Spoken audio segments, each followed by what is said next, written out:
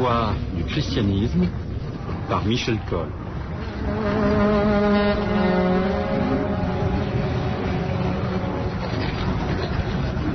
L'exilé du Vatican.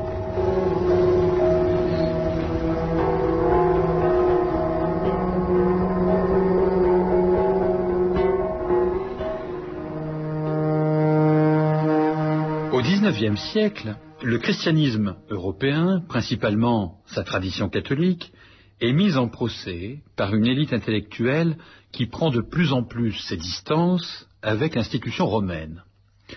En France, le Concordat, conclu en 1801 entre Napoléon Bonaparte et le pape Pie VII, reconnaît que le catholicisme est la religion majoritaire des Français. Mais il ne parvient pas à cicatriser les plaies créées par la Révolution et à apaiser les tensions dans la société civile. En Allemagne, le philosophe Emmanuel Kant contribue à l'abaissement de la pensée chrétienne en opposant les progrès de la science à l'impotence de la métaphysique. Karl Marx diffuse le thème de l'aliénation religieuse et rend responsable la religion de la misère sociale et du paupérisme qui frappe la classe ouvrière, notamment en Grande-Bretagne, où se développe la révolution industrielle. La religion, dénonce Marx, est l'opium du peuple. Aussi prophétise-t-il l'extinction de toute croyance religieuse lors de l'avènement de la dictature du prolétariat et de l'appropriation collective des moyens de production.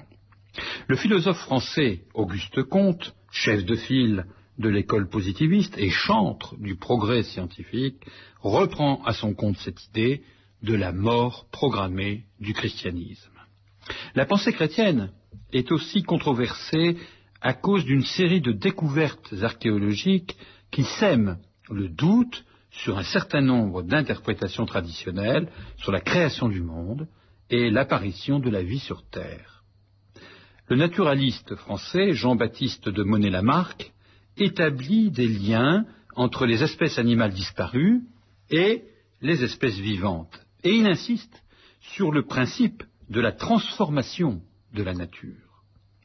Il annonce ainsi la théorie évolutionniste du biologiste anglais Charles Darwin, qui dément la conception d'une création divine, immuable et définitive.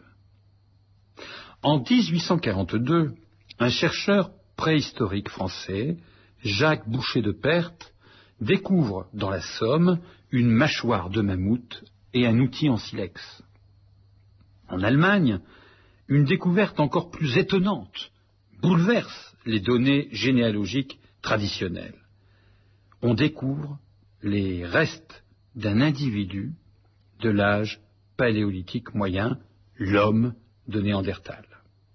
Les sciences historiques, en particulier l'égyptologie en plein essor au XIXe siècle, remettent en question des interprétations classiques de la Bible. Les exégètes sont appelés à élargir et à renouveler profondément leur niveau de connaissance. Le personnage historique de Jésus n'échappe pas non plus à la critique. En 1863, l'écrivain Ernest Renan déclenche un scandale en publiant une vie de Jésus où ce dernier est présenté non pas comme le Fils de Dieu, mais comme un homme incomparable.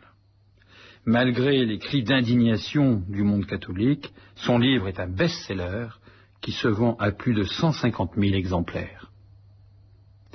La critique du catholicisme n'est plus seulement l'affaire des cercles intellectuels, elle se répand dans l'opinion publique, en particulier dans les couches populaires. Le clergé et la hiérarchie catholique, qui se recrutent principalement dans la bourgeoisie, sont culturellement et socialement très éloignés de ces populations dont beaucoup voient leur salut dans le socialisme naissant. Dominus vobiscum, et conspiritum tuo, sequentia Sancti Evangelii secundum Ioannem. Gloria tibi, Domine, in illo tempore dixit Iesus turbis Judeorum, ego sum panis vivus quide celodescendi. Mis en accusation, le monde catholique n'est ni inerte ni aphone. En 1803, le représentant sans doute le plus flamboyant du romantisme, Chateaubriand, publie Le génie du christianisme. Il s'agit d'une œuvre apologétique sur la religion chrétienne, présentée comme une source d'esthétique et de valeurs morales inépuisables. Les romantiques qui prospèrent alors en Europe sont en général favorables au christianisme, par inclinaison nostalgique et par rejet du rationalisme, coupable à leurs yeux d'avoir engendré les tyrannies révolutionnaires et napoléoniennes. En architecture, la mode se met au néo-gothique. Principal artisan de cette revalorisation de l'art chrétien médiéval, l'architecte Eugène Viollet-le-Duc. Il restaure un grand nombre de monuments, notamment Sainte-Madeleine de Vézelay et Notre-Dame de Paris. Mais le dynamisme catholique excelle dans deux domaines, dans les missions lointaines et sur le terrain social. Parallèlement à l'augmentation du nombre des paroisses et des prêtres, dont Jean-Marie Vianney, le curé d'Ars, est le prototype, des centaines de nouvelles congrégations religieuses, souvent féminines, surgissent au XIXe siècle. Très investies dans l'enseignement, l'aide médicale et sociale, elles envoient des missionnaires dans les terres lointaines en voie d'évangélisation. Ainsi, une Française, Anne-Marie Javoué, crée la congrégation de Saint-Joseph de Cluny et part en mission au Sénégal et en Guyane pour y ouvrir des écoles pour les enfants. Sur le terrain social, l'action des catholiques est impressionnante. On assiste à la montée en première ligne de laïcs pour lutter contre la misère qui explose dans les villes. Frédéric Ozanam, fondateur d'une institution caritative, la Société de Saint-Vincent de Paul, est une figure emblématique de ce courant qu'on appelle vers 1830 les catholiques sociaux. Un prêtre breton, à l'origine ultra-royaliste, puis converti aux valeurs de la justice et de la liberté, incarne ce mouvement. Félicité de Lamennais. Il fonde un journal, L'Avenir, où sont revendiquées la séparation de l'Église et de l'État, la liberté de conscience et de l'enseignement, la liberté des peuples opprimés. En 1832, le couperet tombe sur ces idéaux libéraux avec leur condamnation par une encyclique du pape Grégoire XVI. L'option théocratique, défendue mordicus par Rome, ne peut souffrir la moindre concession. Les réponses catholiques à la critique moderniste sont fragilisées par l'ordre infligé aux théologiens de ne rien céder sur la doctrine traditionnelle de l'Église. Les pauvres théologiens n'ont recours qu'à une apologétique désuète qui résiste bien mal aux arguments scientifiques de leurs détracteurs. L'homme qui symbolise le refus de toute concession à la modernité est le pape Pie IX. Durant les 32 ans de son règne, le plus long pontificat de l'histoire à ce jour, il élabore et met en œuvre une stratégie 100% antimoderniste dont les effets sont loin d'avoir disparu, même après la politique d'ouverture menée par le Concile Vatican II au XXe siècle.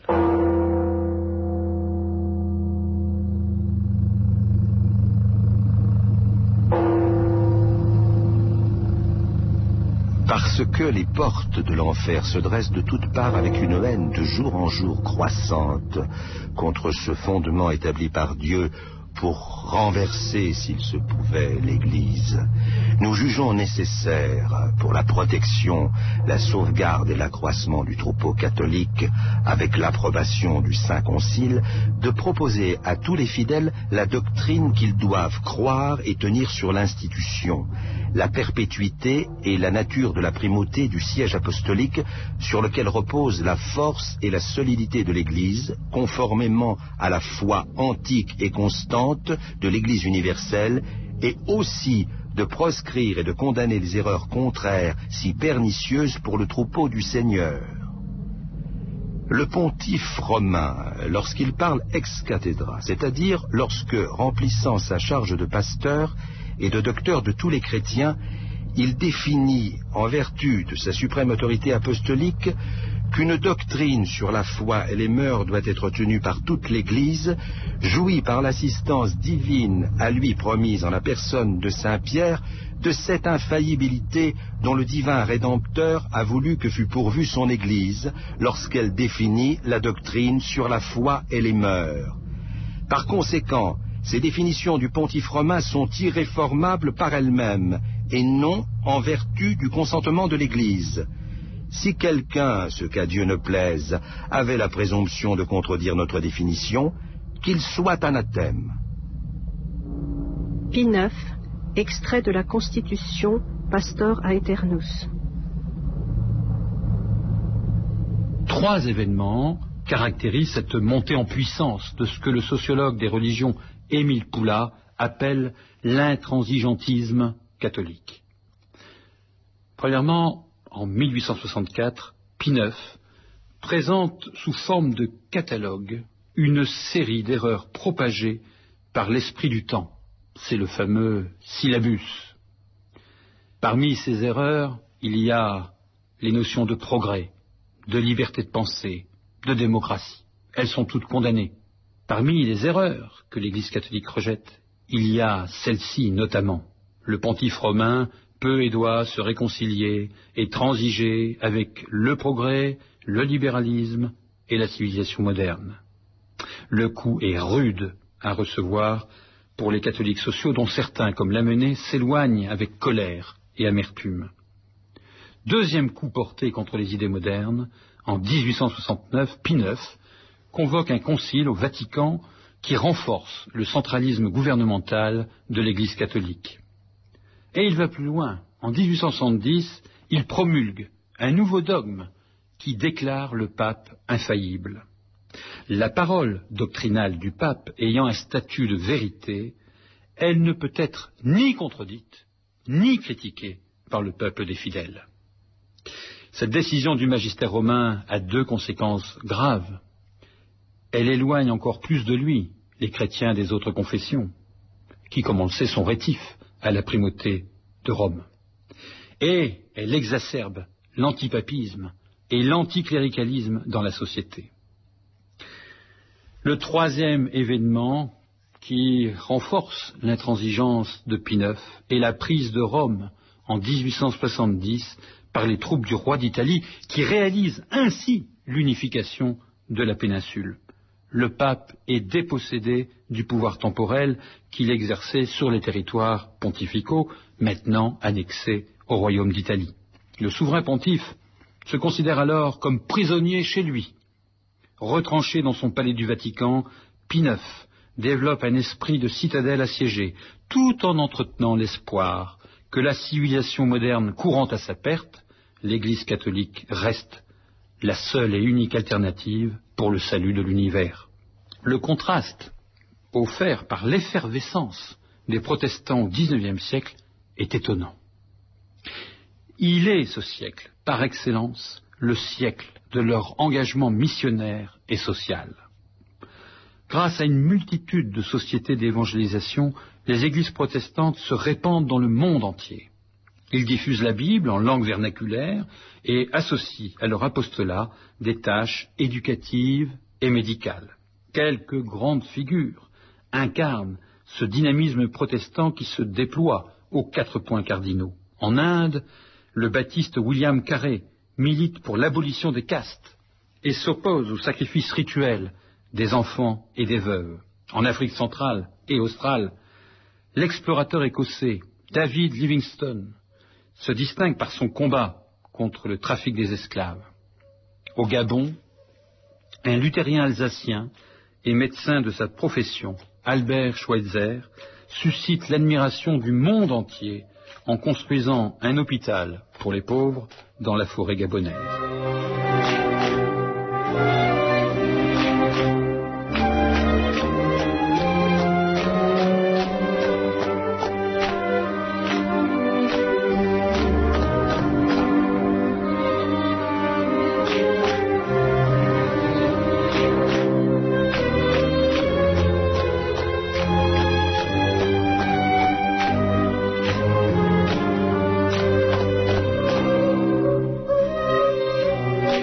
Une ombre, toutefois, assombrit le tableau.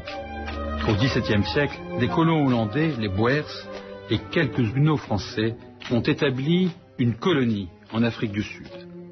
Eh bien, certains de leurs descendants soutiendront la mise en place à partir de 1948 d'un régime d'apartheid.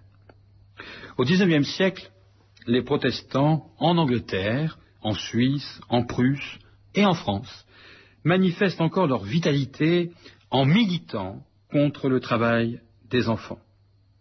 L'efficacité de leur lobbying permettra d'influencer la législation en ce sens. Parmi les nombreuses œuvres sociales qu'ils suscitent pour aider les orphelins, les alcooliques, les sans-abri, les chômeurs, la plus célèbre sans doute est la Croix-Rouge. Elle est fondée en 1863 à Genève par Henri Dunant, premier prix Nobel en 1901. D'autres institutions connues apparaissent. L'Armée du Salut, fondée en Angleterre en 1865 pour s'engager dans la lutte contre l'alcoolisme. En direction des jeunes, un grand mouvement éducatif international voit le jour en 1907. Il s'agit du scoutisme. Il est fondé par un ancien officier anglais et fils de pasteur, Lord Baden-Powell. Quiconque sépare la vie religieuse de la vie sociale n'a pas compris Jésus. Cette citation d'un pasteur baptiste américain résume bien l'esprit entreprenant et l'engagement social et politique des protestants. Ils n'éprouvent pas la répugnance de beaucoup de catholiques pour la modernité qui s'émousse à l'aube du XXe siècle. Les catholiques sont en exil, à la ressemblance du pape de Rome, en réserve d'un rétablissement hypothétique de la chrétienté. Les protestants, divers et parfois divisés, sont les pionniers d'une sécularisation douce, consentante des chrétiens. Elle leur donne l'avantage de témoigner publiquement de leur foi dans un monde où celle-ci ne va plus de soi.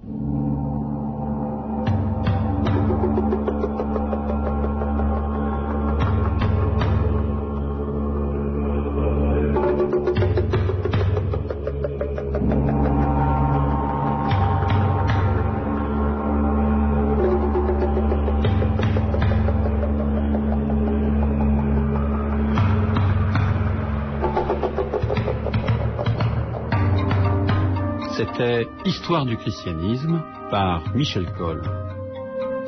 Une émission en partenariat avec le magazine Le Monde des religions.